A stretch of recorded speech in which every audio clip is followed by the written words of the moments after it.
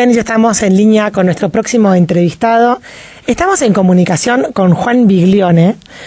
Juan es de profesión semiólogo y graduado de comunicación, pero después ha desarrollado una vida profesional que lo ha llevado hacia el mundo del emprendedorismo, de la innovación y de los negocios, y lo han definido gente cercana a él como el que tiene la serendipity de los negocios. Esto quiere decir que logra sacar buenas ideas de cosas inesperadas. Bienvenido, Juan Biglione, a Citas de Radio. Mi nombre es Elisa Perano. ¿Cómo estás? Hola, Elisa Perano. ¿Cómo te va? ¿Bien? Bien, me costó mucho encontrar la manera de presentarte y definirte. Estoy acá con Angie Sanz para conducir esta entrevista. Y la razón por la cual me costó mucho es porque estaba intentando seguirte como el camino de cómo te habías constituido. Encima estás cumpliendo las 40 décadas, así que ya se puede marcar como un mojón en tu carrera profesional. Y sí, 40 décadas son un poco mucho, pero... No, 4 décadas. Son 4, creo, pero... Son 4, tenés razón. Sería bastante innovador de mi parte, pero bueno. Tenés razón. Pero bueno, te voy a dejar hablar a vos y quiero que me digas por qué crees que alguna gente pareciera como que siempre encuentra como esa especie como de idea que funciona o cosa que la pega y que le va bien. Bueno, qué difícil. La primera problemática que tuviste es exactamente la misma problemática que tiene mi papá, digo, que todavía no entiende qué hago, y menos que estudié. Y cuando yo le intento explicar qué es la semiótica, yo sé que me escucha atentamente, pero sé que no entiende. Y eso que es arquitecto, es un tipo muy inteligente, pero es medio explicar, es difícil de explicar, y sobre todo yo trato de decir que no es una enfermedad la semiótica, digamos, ¿no? Que es una disciplina que básicamente es un sistema de interpretación de signos que lo que te lleva es a tratar de ordenar el mundo con cierto tipo de lógica.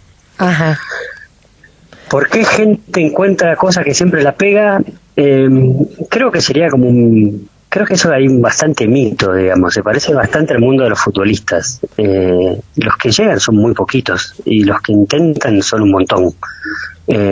Y yo no estoy en ninguno de los dos mundos, o estaré en el mundo de los que intenta encontrar algunas cosas. Uh-huh. Si querés te puedo contar mi experiencia personal. Yo me reconozco un incapaz afectivo, emocional y racional de sobrevivir adentro de una corporación. No puedo. Me di cuenta de chico, a los 26 años, después de trabajar 4 dentro de una corporación muy grande, me di cuenta de que no era para mí. Y no era para mí porque quería hacer cosas que no me dejaban hacer, o no sé, o era un rebelde. Simplemente me pasaba que sentía que adentro de las corporaciones había cientos de horas en una silla que no tenían demasiado sentido. Uh-huh. Y que había mucho de la carrera que dependía mucho más de la política interna que de realmente trabajar para que el mundo sea un lugar un poquito mejor en donde vivir. Uh-huh. Y eso me ponía bastante incómodo porque me sentía que estaba perdiendo el tiempo, pero al mismo tiempo incapaz de saber sobrevivir ahí adentro. Y ahí hay un tema de perfil de gente. Hay gente que le va muy bien y lo entiende muy bien, y aporta un montón a la sociedad adentro de una corporación, y hay gente que cree que va a estar bastante más cómoda y cree que puede aportar más al mundo estando afuera, tratando de inventar cosas. Uh-huh, uh-huh. Y el otro punto era un balance entre el trabajo y la familia, que era otra cosa que a mí me importaba y me importa bastante, digamos, uh-huh. ¿no? Cómo aprovechar los tiempos libres con la familia y no estando adentro de una oficina. Eso era básicamente las dos cosas que me impulsaban a estar afuera. Y el tercer punto tiene que ver con, en el buen sentido, cierta lógica de hambre. Bueno, cuando decidís irte de una empresa y no tenés una red de contención grande que te permita experimentar con un capital económico grande, lo que hace es enfocarte bastante bien. Y esto quiere decir es que tu emprendedorismo y la investigación que haces tienes que estar muy orientada a resultados, porque si no, básicamente no puedes pagar las cuentas. Ajá. Y eso es un gran incentivo para la vida, digamos, ¿no? Es una bajada de la realidad muy contundente. Cuando intentes es muy concreto. Entonces, cuando pensás en hacer innovación y decís, ¿cómo hago para encontrar algo nuevo que una empresa, una organización o alguien decida contratarte y pagarte por eso? Tu foco hacia el valor está muy marcado, porque si no, nadie te va a pagar. Y eso es un gran incentivo hacia la innovación. Y después había una motivación de fondo en que también bastante importante, que tenía que ver con aportar algo al mundo o tratar de introducir alguna modificación en el mundo, no necesariamente atada a un éxito económico inmediato, que es distinto a necesito cobrar para vivir. ¿Se entiende la diferencia? Hay una diferencia entre quien está pensando en cómo junta guita y quien piensa en cómo hago para aportar algo al mundo y que eso me dé plata. La manera de entender los problemas es bien distinta, porque primero estás pensando en cómo solucionar el problema. Si solucionas bien ese problema, que detectaste que nadie soluciona, la plata viene sola, tanto de clientes como de inversores. Te voy a contar a la audiencia para que te ponga en marco lo que estás contando, que vos tuviste participación en Hikis.com. Hikis es una marca de cordones, en realidad que viene a hacer una disrupción en la industria de los cordones, en Cookunity.com, que es una empresa que logró comercializar los tiempos muertos de restaurantes de lujo para hacer delivery, y además en Bondarea.com, finanzas colaborativas, y además tenés una consultora llamada Pheasantpartners.com, que es de innovación y estrategia, ¿no? O sea, como para mostrar un poco de paneo de la cantidad de cosas que has encarado con éxito y que haces. Ahora, después podemos contar todas las que hemos encarado, que en las cuales no tuvimos éxito, digo. Bueno, en realidad, esa es mi próxima pregunta. ¿Cuánto de fracaso hay detrás de un éxito? En el sentido de, en Hikis como en Cookunity y demás, yo participo junto a un grupo de colegas y amigos, o amigos y colegas, donde nos invitaron en determinado momento a participar. Y creo que la virtud que tuvimos como grupo, y esto de ningún modo puedo decir que yo haya sido quien lo impulsó desde el principio, sino más bien fue invitado. La virtud como grupo fue reconocer, somos alrededor de 6, a veces un poco más, en que todos tenemos disciplinas distintas y sobre el mismo proyecto de negocio, cada uno tiene algo que aportar. Y decidimos si invertimos o no en estos startups en función de la visión que cada uno de nosotros tiene al respecto. Entonces hay abogado, hay un industrial, hay alguien de carrera bancaria muy importante en el exterior y en Argentina, y todos, además de ser amigos y conocernos, hay un gran consultor de negocios que trabaja en una gran consultora. Además de conocernos entre nosotros y compartir un montón de valores en conjunto sobre lo que queremos hacer, nos complementamos en términos de capacidades. Y eso hace que sea bastante más rico para entender los problemas y si lo que nos están planteando tiene algún sentido o no.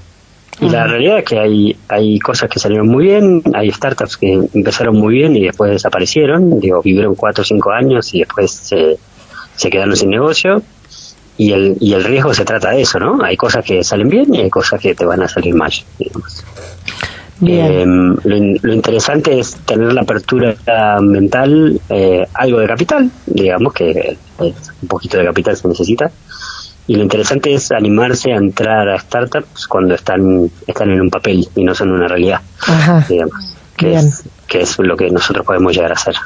Y una vez que salen adelante, tratamos de ayudarlos en su desarrollo. Bien, poder interpretar esos signos que decías al principio. Sí, y hay preguntas y hay preguntas muy interesantes para hacer, que es normalmente lo que le preguntamos a una marca, en caso de nuestros clientes, o a una startup, es ¿para qué te contrata la gente? Y podemos hacerlo con una famosa marca de tienda de café, digamos, ¿no? De una tienda de café que vende café, que tiene de Estados Unidos. Y uno se puede preguntar, ¿para qué yo voy y contrato esta compañía? Y lo que nos responden es, no, bueno, pero vos le comprás café. Y yo le digo, no, vos estás comprando el café para algo, para que cumpla alguna función en tu vida. Y esa pregunta te permite ampliar un horizonte de trabajo mucho más grande de lo que inicialmente se piensa. Entonces, el ejemplo es un local donde todas las mañanas llegaban 17 personas a la misma hora, todos en auto, entraban, compraban el mismo café y se iban. Uh-huh. Eso lo hacían de lunes a viernes. Entonces lo que se hizo fue mirar exactamente qué hacían esas 17 personas y después empezar a entrevistarlas. Y el denominador común, para correr con los tiempos de radio, era que esa gente tenía un commuting, o sea, tenía un tiempo de traslado a su trabajo de 40 minutos, solos en el auto.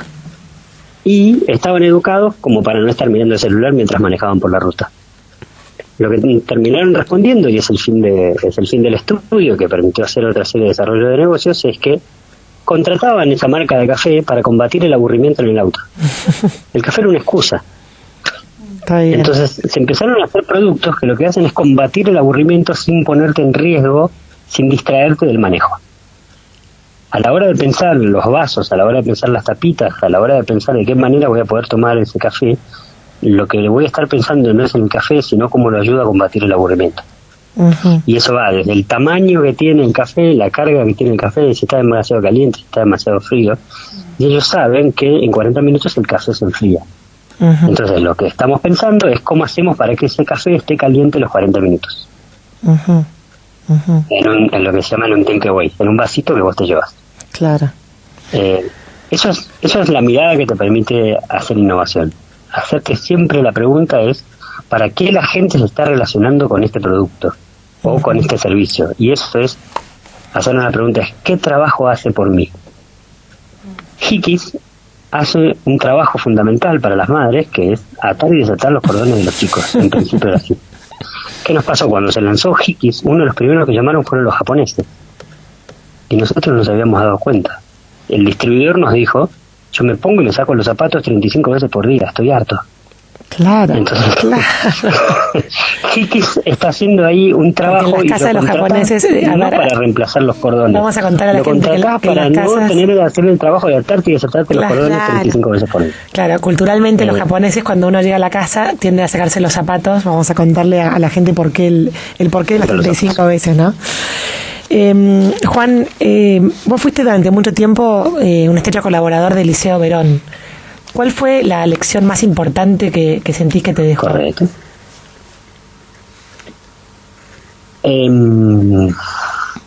A no simplificar los problemas. Eso es, más allá de entender la lógica del diagnóstico, es el camino más corto, no te deja ver la realidad. Y los problemas son mucho más complejos de lo que creemos. Y la otra gran enseñanza arriba de esa es que uno nunca trabaja sobre un problema, sino que trabaja sobre un nudo de problemas. Y eso te lleva a la categoría de lo que se llaman sistemas complejos. Uh-huh. Y que es que una variable no reacciona siempre de la misma manera, de manera lineal, uh-huh, sino que determina y modifica todo el resto de las variables todos al mismo tiempo. Y el mejor ejemplo de eso es el cuerpo humano. Uh-huh. Cuando uno empieza a entender un poquito cómo funciona un complejo humano y la cantidad de cosas que tienen que estar en equilibrio de manera constante y que están cambiando y cambiándose entre sí todo el tiempo, te permiten tener una visión sobre los problemas bastante más amplia. Esa fue una. La otra fue que la curiosidad es la mejor guía, digamos. Siempre que seas curioso y preguntes, vas a encontrar cosas interesantes para hacer. Uh-huh. Y tercero fue que uno lo sabe, pero es lindo ver de alguien que en algún momento fue mi mentor. Cuando recibió uno de los premios más importantes que recibió en su vida, dijo, bueno, muchas gracias por todo lo que dijeron sobre mi carrera. Hola, ¿están ahí? Estoy acá escuchando atentamente. Ok, sí. Muchas gracias por todo lo que han dicho sobre mi carrera.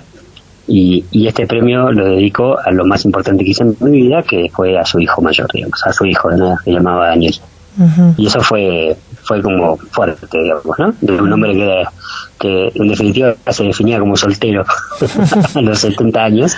Él decía que lo mejor que había hecho en la vida era su hijo, digamos. Y eso también fue algo que uno ya sabe, pero es bueno ver de alguien que supuestamente lo único que le interesa es la dimensión intelectual, que lo que más le haya importado a ellos y a su familia fue como fuerte.